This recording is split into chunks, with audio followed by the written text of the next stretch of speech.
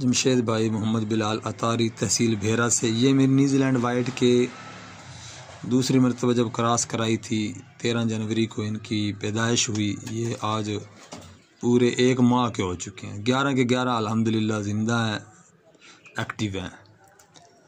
और इस तरफ जो है ये पहली मरतबा जब क्रॉस कराई थी, ये 6 जो हैं इसके बच्चे हैं। ये तकरीबन 2.5 माह के हो चुके हैं, 2-3 दिन कम है। तो इधर ये मेरी वही फीमेल है जो 2 बार क्रॉस कराई है। इधर ये मेरा मेल है। तो जिमी रैबिट फार्मिंग कंपनी जो है वो वाहिद कंपनी है जो 12 साल का एग्रीमेंट करती है अपने कस्टमर के साथ। 12 साल तक ये बच्चे लेने की पाबंद है।